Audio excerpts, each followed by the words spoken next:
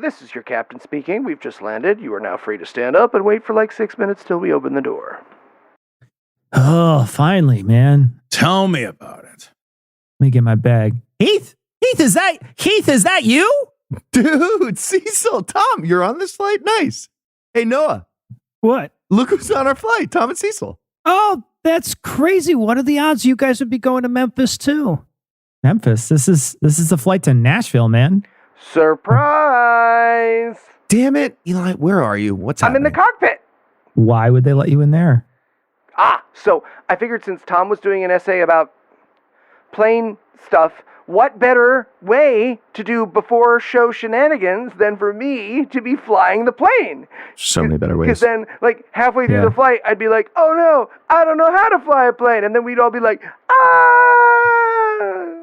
Right, but I mean, Eli, we all just landed safely, so none of that happened. I know, yeah. Right. I know, I kept waiting for the flight to get hard, but flying a plane is just super. You know they actually make this as a video game for children? It's called Flight Simulator. Yeah, and no, it's true. I've been playing it on my Xbox. Yeah. it's just like really easy. Okay, but if the sketch doesn't end with us dying in a big, like, comedy plane explosion, what do we do now? I guess we go check out Colorado. Okay. Which carousel are our bags on? 11. Is that near or far? Far. Damn it. It's always far. Yeah, we do that on purpose. I knew it.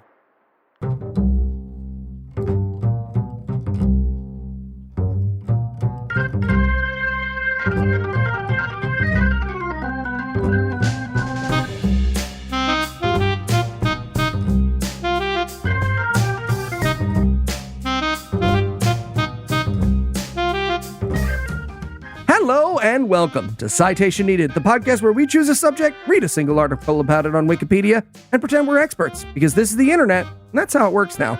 I'm Eli Bosnick, and I'll be your captain for this journey, but I'll need some tired-looking sixes and a gay guy. First up, two men who've never led... I'm sorry, I literally meant to delete that and write a real intro. I'm so sorry. Tired looking sick. It still works. That hits. But I'll need a flight. Right? Thank you. But of course, I'll need a loyal flight crew. First up, two men who never let an early morning flight discourage them from drinking in the air, Tom and Heath. Okay, pro tip, when you get to the airport, just find the time zone clock that best suits your drinking needs. I mean, the world is your oyster. It's 5 o'clock everywhere if you look hard enough. Yeah, no, that's a good strategy. I don't care what time it is, but, like, that's good. Yeah. So for that. And also joining us tonight, two fellas who remember when you could smoke on a plane without crashing into the Twin Towers Oh, first, yikes. Cecil and Noah. Yikes. Excuse me, stewardess. There's a balloon of heroin in my ashtray. Could you remove it? Yeah, honestly, being old enough to remember the Twin Towers is getting to be enough of a job. Oh, isn't it though? Before we begin tonight, I'd like to take a moment to thank our patrons. Thanks to you patrons, we can make entirely unnecessary references to 9/11 for money. And if you'd like to learn how to join the ranks of the people who just paid me to make a 9/11 joke, Jesus Christ. be sure to stick around till Solid the pitch. end of the show. And make sure you choose as your patron name, I love 9/11 jokes. And with that out of the way, tell us, Tom, what person, place, thing, concept, phenomenon, or event we'll be talking about today. Today, we will be talking about airplane crashes due to incompetence. And you're gonna tell some plane stories. Are you ready to do that? I am ready to make flying feel safe again. All right. So tell us, Tom, how did your last essay inform this one? An excellent question, and I'm glad that you asked, Eli. My last essay focused on World War I dogfighting. That was a topic I chose in part because I was fascinated by the speed of the technological change, moving from the invention of the airplane to pitched aerial battles in just over a decade. That episode was full of folly, to be sure, but it was also full of bravery and daring. So imagine my delight when, just this week, I came across another aviation-related story of improbable fortitude in the face of nearly impossible odds. This last week, on May 11th of this year, a small, single-engine plane with one pilot and two passengers departed the Marsh Harbor International Airport in the Bahamas. And at some point while flying over the ocean heading toward Florida, the pilot suddenly fell ill. Yeah, and then they had to put a sign in the front of the plane that said, "Sorry, we have to close down because nobody wants to work anymore." All right, now the names of the parties involved haven't been released yet. It's a very recent story, so we don't know who took control, but one of the two passengers calmly radioed into air traffic control saying, quote, "I've got a serious situation here. My pilot has gone incoherent. I have no idea how to fly the airplane." End quote. The air traffic controller asked the passenger if he knew their location, and rather than saying that no, he didn't think that was his fucking job, he much more reasonably replied that he could see the coast of Florida. Air traffic control, I already said my location is on an airplane. I'm on an airplane. Sky, man. Sky. Yeah, right. Well, honestly, like within view of Florida doesn't narrow it down all that much more. Does it? At this point, the conversation moved away from the first air traffic controller to a guy with more than 20 years of experience, and the passenger cum pilot and then the gravity hostage negotiator moved off of radio and began talking via cell phone because weirdly, that actually helped them establish a better connection. And again, from this, we cannot deduce the name of the passenger, but we can be reasonably certain that he was not using AT&T. It was Google Fly, probably. It's the fucking Nextel bleep bleep, man. We'd all rather die. Put it away. Well, now we know what deactivated the pilot. The dude didn't have his phone on airplane mode, and they shut right down. That'll do it. Yeah. So the controller and the eerily calm passenger stayed on the phone as the small plane with the incoherent pilot flew to Boca Raton. Following the controller's directions, the passenger, who had never before touched the controls of an airplane, landed wheels down and smoothly rolled to a perfect stop. And then started screaming and shit his pants. And all of that news story tells me that flying a plane is clearly something that can be taught, learned, and executed in the better part of an early summer afternoon, which will make the rest of these stories of incompetence and stupidity all the more impossible to sympathize with. I mean, after all, if some rich fucker taking a private plane home from his Bahamanian jaunt back to Boca can, like, Simon Says his way back to Earth without incident, there is absolutely no excuse for any of the rest of these stories. Yeah, it's not real. I feel like flight school, it's mostly just learning to make those passive-aggressive announcements on a PA. And that's most of flight school. All right, just for the record, though, Tom just used 20% of his essay to answer the question, what is this essay about? So I just Ouch. want to record that next time he gives me shit for spending a paragraph on historical context or something. I want that on the It record. will in no way dissuade me from doing so. All right, let's talk now about Pinnacle Airlines Flight 3701. I love that no one took the time to like figure out if it was 20%. I know. It's slightly over. He's putting it in like a 20%. word count and he's doing the math on a calculator. I am confident that's accurate. That's actually. amazing. I honestly, I just guessed it based. I counted the paragraphs. So. Tom's just going to vamp a bunch wasn't- now to make it less than 20%. I'm going to take a quick pause, gentlemen, while I fluff this essay. Noah just keeps repeating it every 20% marker. All right, let's talk about Pinnacle Airlines Flight 3701. This flight was supposed to be something called a repositioning flight. Caliente. That is basically when a plane without passengers is flown from one place to another to be in position for its next flight. Repositioning flights typically only have pilots, occasionally some other employees on board. In the case of Flight 3701, the 50-seat Bombardier CRJ-200 was headed from Little Rock, Arkansas to Minneapolis, St. Paul, with only Captain Jesse Rhodes and First Officer Peter Cesars on board. The pair would succeed in not only repositioning the plane, but also completely reconfiguring the plane. Okay, but like a defunct airline that nobody ever heard of outside of a famous crash calling itself Pinnacle already kind of belongs Right, on this episode, right? I also feel like naming your plane full of passengers a Bombardier is Yeah. something of a problem. Pretty much immediately, it's apparent that these two idiots were leaning towards a pretty shenanigans-heavy day. Respect. The flight plan that was filed was straightforward and routine. Take off, ascend to a cruising altitude of 33,000 feet, fly pretty much straight north, descend gradually, and land. That You said was gradually the plan. with like extra italics there. It's a pin in that. Okay. Very few of those steps were actually followed. After taking off, the plane pitched up sharply several times, at one time gaining 10,000 feet of altitude in a single minute. That is not a normal rate of ascent. And this unusual behavior was pretty swiftly followed by a request for clearance to take the jet beyond the anticipated 33,000 feet of cruising altitude up to 41,000, which is the maximum operating altitude for this particular plane. The request was granted, and the pair took the CRJ-200 up to its operating ceiling to see what that baby could do. And this was the last time the Pinnacle Airlines allowed test drives without proof of insurance. You always got to have Who that. said yes to that? Hey, Right. airplane people. If someone ever wants to see what an airplane could do and they're not very specifically the airplane testers at the airplane company, the answer always needs to be no. All the time. 100% no. A brief note on altitude and airplanes. I had to look this stuff up. I didn't know anything. A note which will be terribly oversimplified because I am not a goddamn aeronaut engineer guy. Passenger and cargo jets have a kind of altitude sweet spot that they should cruise at. I get it. The engines of these mechanical marvels work best when they cruise at a certain speed and with a certain density of oxygen in the air. The higher a plane goes, the less dense the air, which is good for lowered resistance and drag and thus fuel economy.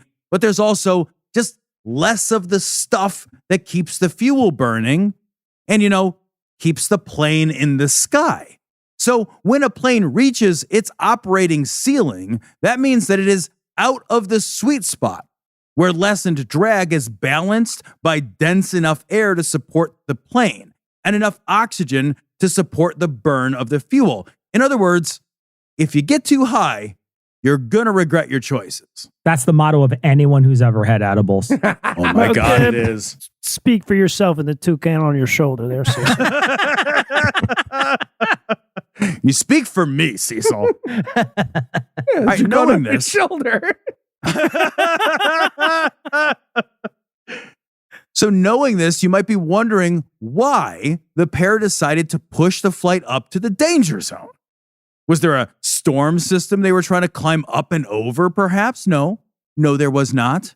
Instead, these two chuckle fucks, likely over a couple of beers to cool down from their beach volleyball game, decided they wanted to join the 410 Club, an informal cadre of pilots who had operated the CRJ-200 at its ceilings, and they intended to get there in style.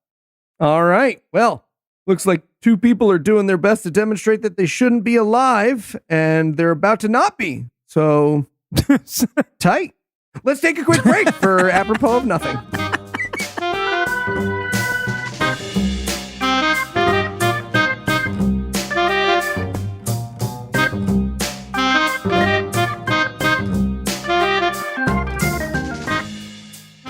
All right, everybody, gather around. We spent the morning of flight school learning to take off, land, and push that button that flies the plane for us. But this afternoon, which does make up the remainder of flight school, we're going to practice the real challenge of being a pilot, the delay announcement. All right, now, who's up first? Johnson. Okay. Hi everyone, this is your captain speaking. I'm really sorry about this, but we're going to be here for another hour, so if you want to sit back... Terrible. Too sorry, you got to be nonchalant. This kind of thing happens all the time. You want to send the message. Yes, we are the only industry in recorded history that regularly fails to do the only thing that's our job, but you're the one who's weird for being upset. Lousy job. Smith, give me some mechanical failure. Ladies and gentlemen, this is your captain speaking. We are still seeing if we can get this bug in our landing system worked out, and we will update you as soon as possible. Excellent. That was good. See, now, vague about the problem, vague about the solution. You want to leave everyone on the plane thinking to themselves, wait a second. Did he just say the plane was broken? Why would he announce that to us? What does he mean? We're going to see. Well done. All right.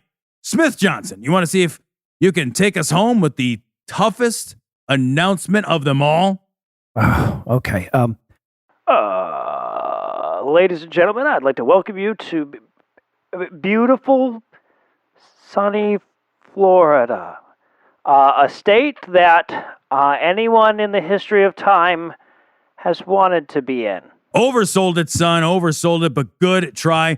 Pretending to be glad to be in Florida. That is a big mountain to climb. Little bit of a trick question. Thank you, sir.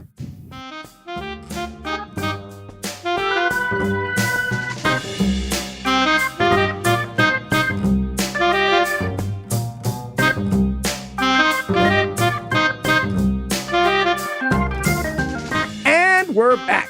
When we left off, nobody who ever went, woo-wee, should be able to vote. What happened next, Tom?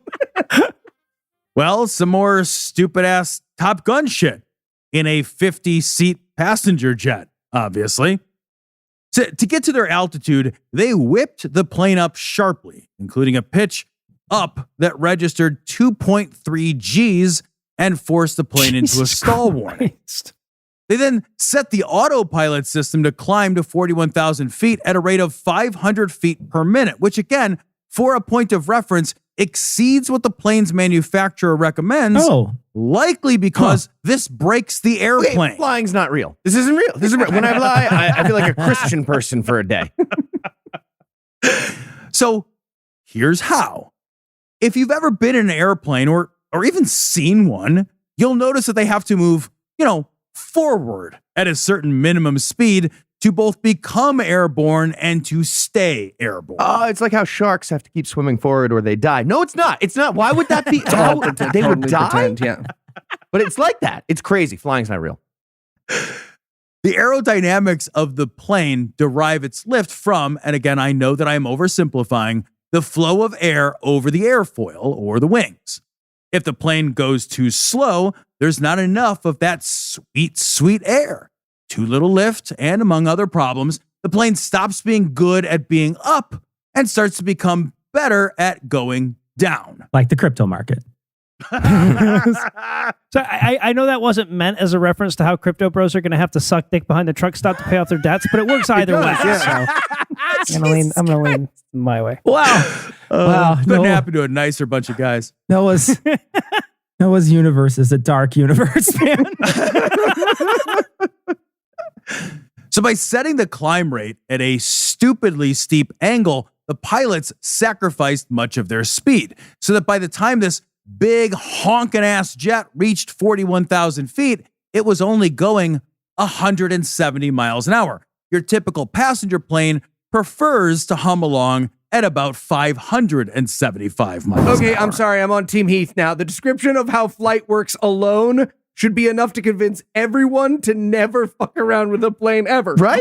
Oh, it's because the air moves with the fastness in the up direction. Do you hear yourself? Do you hear yourself, Tom? It's magic. They just won't tell us. I get it. I wouldn't want me to have magic either. Well, it's a little worse than that because jet engines actually operate better when they are moving faster. That's nonsense. That doesn't up make it. to a point. It's completely made up. It's not real. It's very up to a point. This is for reasons I tried. I tried to understand, and I don't want to pretend that I do, but it is true. So now the engines were overstressed. The plane was moving too slow, and it was very, very high up, and the engines were on the verge of stalling. But here's the thing. Modern aircraft are amazing. So the you done fucked up systems kick in, and then the plane began automatically to correct its course to nose down. By doing this, the plane would descend, gain speed, improve lift, and increase airflow to the jet engine. It goes down to improve lift. Do you hear it? Do you hear You hear this? yourself, Tom? It's nonsense. Take it seriously.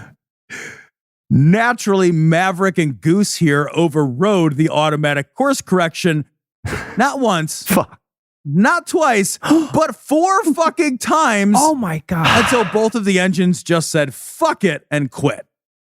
Well, okay, but the plane did pick up speed at that point, though. And I'm guessing it made flying on Pinnacle Airlines a little bit safer in the long run. Just Sure, guessing yeah. what happens here at the end.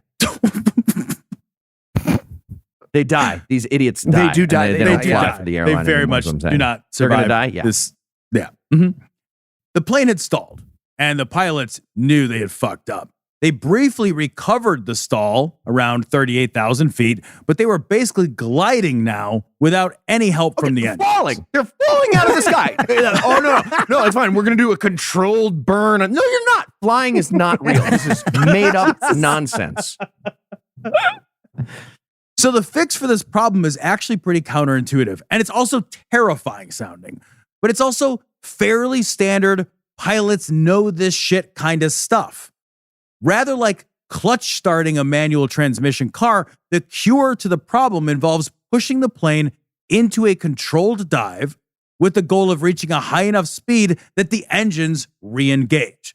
This is called a windmill restart, and it is possible to do, but you have to get this particular plane moving 350 miles an hour to have enough force to do it. We're almost there. Just get out and push. You just need one push. This is insane. It's like trying to fix the rabbit ears on your old TV, but if the static doesn't go away, you fucking die. Right, yeah. So as you might imagine, you would only do this in an emergency. So naturally, your window of opportunity to get this right is constantly shrinking from the very second you realize this needs to be done. To perform the maneuver, you have to intentionally nosedive your winged life support vehicle toward the pulverizing, unforgiving Earth, moving faster and faster and closer to the ground, testing your resolve and your balls, now either made of cold, hard brass or having retreated permanently back into your body, never to be seen again. This windmill restart is a fortitude test, and these guys failed.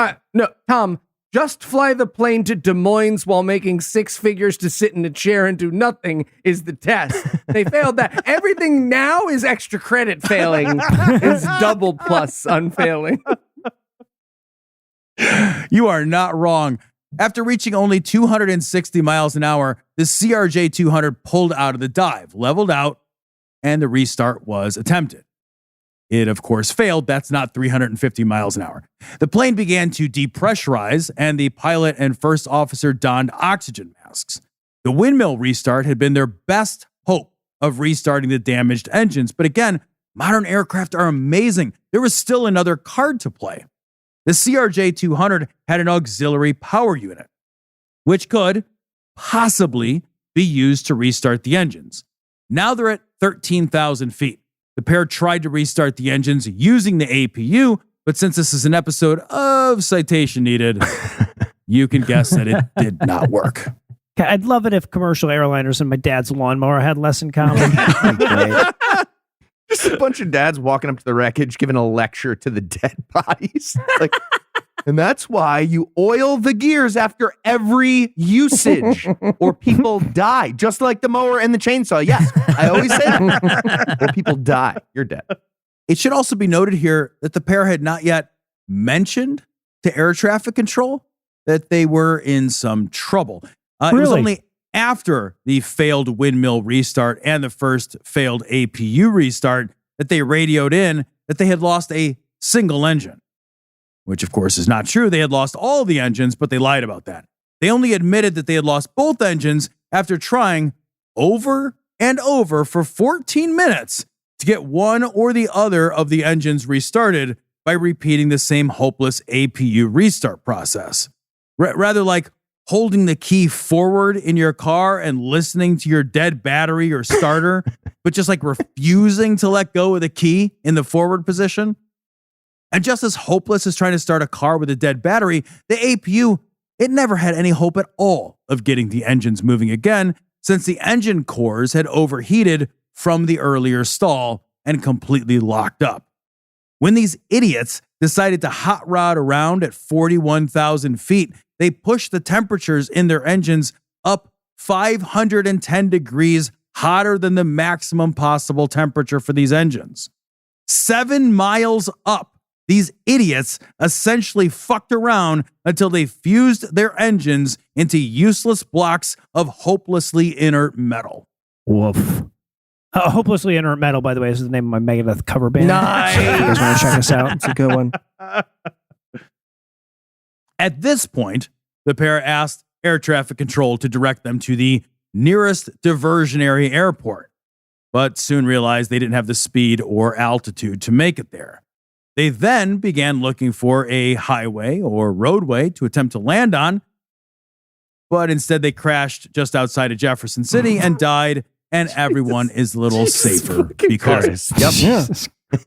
Why do they want an airport? Do they have a big fucking tank net? Do they have a big fucking bounceroo? There's just guys like holding those things you jump out of a window, Right, just exactly. running Yeah. underneath the airplane. So I also need to tell you another story. This is a story here of a Soviet crash from 1986, also due to unbelievable incompetence.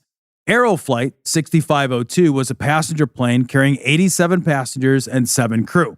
The flight departed from Koltsovo Airport in Yekaterinburg, I mispronounced that, and was headed for Grozny.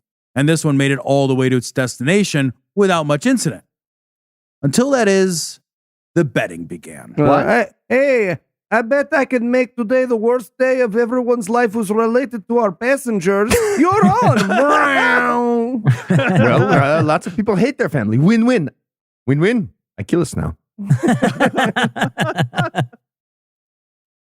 As the plane approached Grozny, the pilot made a bet with the first officer that he could land the plane blind, using only the plane's instruments. And here's what I do not understand about this story. The first officer took the bet. Yep. What? Which means that he didn't think the pilot could do it. Jesus. He literally bet his life against surviving winning the bet. And to make it fair, they put up curtains in front of the windows of the plane so nobody could see out as they began their approach. Those curtains for a lot of people on that flight, I imagine. All right, but that means they brought curtains, right? Why would he have? I feel like the pilot had been trying to get somebody to take that bet for years. He's like, finally, a reason for these fucking curtains. Well, things did not go well. The pilot was not using any visual cues because presumably he felt he was so good at reading and relying on the instrumentation, but also he ignored the instrumentation. When the ground proximity warning light thing went on, he turned it off. When the air Use the traffic force. control guys told him, head back up, circle around, give this another whirl, he just ignored that too. Instead, he hit the runway moving at 170 miles an hour and flipped the plane fully upside down after overrunning the runway entirely. Still good. The first officer, who, I guess to be fair, won the bet. He won. Yep. He did win the bet. He died of a heart attack trying to rescue passengers from the wreckage, What? and the pilot was prosecuted and sentenced to 15 years in prison. But he actually only served 6 years, which is about 1 month of prison time for each of the 70 people he killed in the crash. Wow. But to be fair, he got off easy because he agreed to let Putin say he was a Chechenian. So, it all works out. One final story of airline incompetence stems from perhaps the worst bring your kids to work day in history. Another Aeroflot flight, this time headed from Moscow to Hong Kong and taking place in 1994. By the way, there's a lot of crashed Aeroflot flights. Like, that is a thing. The relief pilot allowed his 12-year-old daughter and his 16-year-old son onto the flight deck. That sounds insane to us now, but I actually remember flying in the 90s, and you could basically stand at the open cockpit door and just chit-chat with the pilot all flight if you wanted to. And if you were also, I remember this too, if you were an unaccompanied minor on a flight, which I very often was, they would sometimes let you into the cockpit to meet the pilot and then just kind of like look around a bit. Yeah. And then they gave you a little pin. They gave you Yeah. a medal for interrupting the man flying the plane. God, the past is so hard to explain, everybody. Right. It's really difficult for us. So somehow, this 16-year-old kid gets put in the driver's seat and pretty much immediately fucks everything up, probably because no one put a caution student driver sticker on his bumper. Somehow, the kid first disengages the autopilot that controls the ailerons. The ailerons control the way the plane tilts or banks. Hey, maybe we stop having a toggle for more danger and less danger. Why would we have? That's a weird button to have. With the autopilot now disengaged by accident, it was now under the accidental control of a 16-year-old kid. Did they blindfold him and spin him around 3 times before they put him in the seat? I just put up the curtains as well. So, of course, the kid then manages to disengage the primary autopilot Sure. system as well, because teenagers. And that's how they roll. And roll they did. The plane, with a kid at the controls, rolled into a steep bank and then began a near vertical Jesus. dive. Amazingly, the first officer actually wrested control of the plane back to level, but then he fucked up and he overcorrected when trying to regain altitude. His ascent was too steep, the plane lost its forward momentum, and the engine stalled, and the plane once more plummeted, but now it had entered a full-on spin. Miraculously. Imagine being a passenger in this thing. Miraculously, that spin was again corrected. The dive was arrested, and the plane leveled off. Unfortunately, it had descended to the same height as the nearby mountains, and they leveled off right into the side of it. Oh, you hate What an to see emotional roller coaster. And a physical roller coaster, too. It was all the roller coasters. Now, everyone died. That is sad. I will That's give you sad. that. Yeah, That no, is it is. sad. That's sad. But bring your kid to work day was over. So a happy ending was had for all. And if you had to summarize what you've learned in one sentence, what would it be? Take the train. Yeah. Yeah. All right. And I also want to know the terrible, terrible thing that happened to take your kid to work day for Tom. he had to take his He had to take his kids to work. Yeah. Keith, you That's gotta my listen. escape. And I didn't, they're not supposed to be there. It's the rules. All right, Tom, are you ready for the quiz? Let's do it. All right, Tom, which of the following is the best title for your book that you're apparently compiling about maybe we shouldn't fly through the heavens in defiance of God? That's a good name for that. A, the fuselological fallacy. Fantastic. So good. B, ejection seat, pray love. Or C, the unbearable lightness of Boeing. Oh, So it's good. got to All be three of C, them are the good. unbearable All three of lightness them are of good. Boeing. That's That great. Is A correct. is great. Fucking It's a logical fantastic. fallacy. So good. Oh God, I got to go in between Heath and Cecil in the pun thing. I'm not going to use a pun. So, Tom, here's my question for you: what would be the surest way to improve the commercial airline experience? A, loading the plane from back to front because everything else is impossibly stupid. B, shooting the people who crowd into the lane before their goddamn boarding zone is called in the kneecaps. C, replacing the security line with a one-on-one fight with a rabid tiger. Or D, as often as not, having a 16-year-old crash the thing into a goddamn mountainside. No, I get the sense that you don't particularly like airline travel. I've had some bad experiences. I feel like feel you like haven't that's- flown Indian Air, Tom. Maybe you need an Aeroflot. maybe that would help. I think it's a secret answer E. Clearly, all of these above. It is E, yes, sir. Fantastic. All right. Tom, what is the best video game a kid can be playing while at the controls of your passenger jet? A, All right. Final Descent Apede. B, Cock Pitfall. C, Dive Bomberman. Or D, Crash Landicoot. Oh my God. That's amazing. I feel like the whole joke was written so you could say Crash Landicoot. It was. That's clearly It the was. answer. It was. That's Cecil, no. Cecil. That's it. Yes, me. In No? that video game, what's what's the best song to play while people are boarding the plane? What do you think it is? I don't know. Carry On, My Wayward Son. And- Carry On. all right. Well, Cecil, you said you made a Crash Bandicoot reference, and that means you win. Okay, all right. I don't know why I would ever say this, but it's in the script, so I have to. Next week's essayist is Eli. Oh no! Oh no! Yeah. All right. I'm taking off next week. Well, for Noah, Tom, Cecil, and Heath, I'm Eli Bosnick. Thanking you for hanging out with us today. We'll be back next week, and by then, I will be an expert on something else. Between now and then, you can listen to Cecil and Heath's new manscaping podcast, Fresh Hair. You can join Noah and myself's new Let's Play channel, This Game is Worse Than Most of the Ones from 20 Years Ago. And you can read Tom's brand new novel, Horse Feet. One man's quest to eat a horse's feet. Anywhere fine books are sold. And if you'd like to help keep this show going, you can make a per episode donation at patreon.com/citationpod, or hey, leave us a 5-star review everywhere you can. And if you'd like to get in touch with us, check out past episodes, connect with us on social media, or check the show notes, be sure to check out citationpod.com.